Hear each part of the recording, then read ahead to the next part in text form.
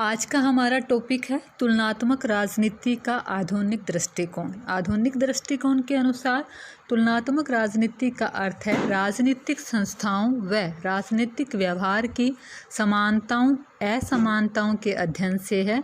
इसका संबंध राजनीतिक व्यवहार की संपूर्णता के अध्ययन से है।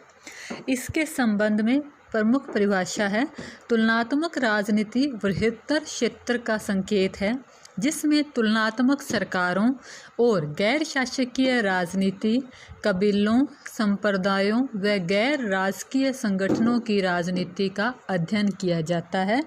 जी.के. रॉबर्ट्स। तुलनात्मक राजनीति का आधुनिक दृष्टिकोण की प्रमुख प्रवृत्तियां निम्न प्रकार से हैं।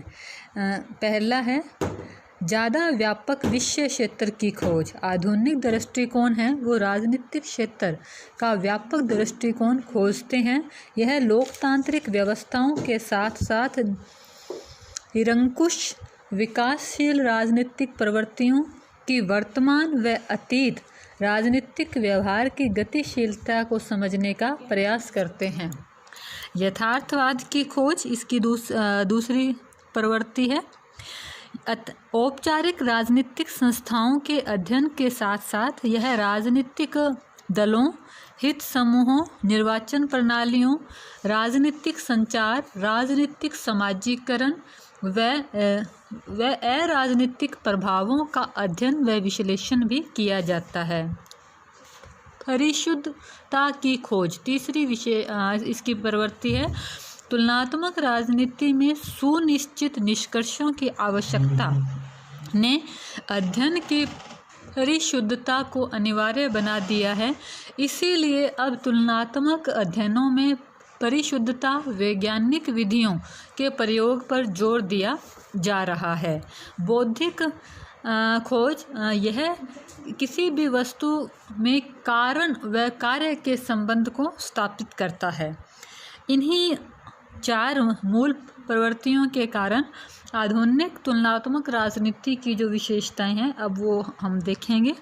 पहली विशेषता है यह ज़्यादा तुलनात्मक दृष्टिकोण है क्योंकि इसने वैज्ञानिक विधियों का प्रयोग किया है, तथ्य, कार्य, कारण में संबंध खोजा है, तो ये विधि अधिक तुलनात्मक हो गई है। विषय क्षेत्र में व्यापकता दूसरी विशेषता। इसमें औपचारिक वैधानिक शासन अंगों व संस्थाओं के अलावा राजनीतिक व्यवहारों व राजनीति को प्रभावित करने वाले अराजनीतिक तत्वों का भी अध्ययन किया जाता है। तीसरी विशेषता विश्लेषणात्मक व व्याख्यात्मक। परंपरागत तुलनात्मक राजनीति जहां सिर्फ संस्थाओं का वर्णन करती थी, वहीं यह संस्थाओं की क्या समस्याएं हैं, उसका समाधान कैसे किया जा सकता है, उसके लिए वैज्ञानिक व आधुनिक अध्ययन पद्धतियों को अपनाता है और विश्लेषणात्मक ढंग से ये कार्य किया जाता है। तीसरी विशेषता है व्यवस्था अभिमुखी अध्ययन पद्धति। व्यवस्था अभिमुखी अध्ययन पद्धति में अध्ययन है वो राजनीतिक व्यवस्थाओं के इर्द गिर्द केंद्रित है। व्यवस्था का ही आधार मानकर यह राजनीतिक प्रक्रियाओं और संस्थाओं का तुलनात्मक अध्ययन करता है। सामाजिक संदर्भ अभिमुखी अध्ययन। तुलनात्मक राजनीति का जो आधुनिक दृष्टिकोण है यह राजनीतिक प्रक्रियाओं में संस्थाओं व्यवहारों को सामाजिक पर्यावरण के संदर्भ में समझने का प्रयास करता है। नेक्स्ट है व्यवहारवादी अध्ययन उपागम।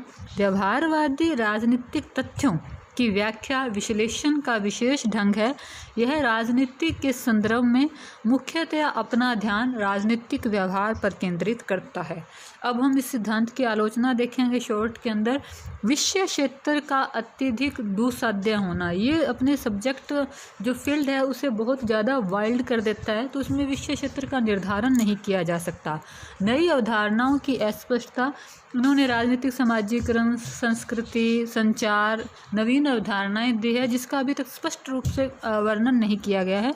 अत्यधिक व्यवहारवादी, ये राजनीति विज्ञान को वैज्ञानिक बनाने के लिए अधिक बल दे रहा है, वैज्ञानिक फैक्ट दे रहा है और जो मूल्य हैं उन पे ध्यान नहीं दे रहा। विकासशील राजनीति पर अनावश्यक बल। ये जो विकासशील देश हैं अभी वो खुद विकास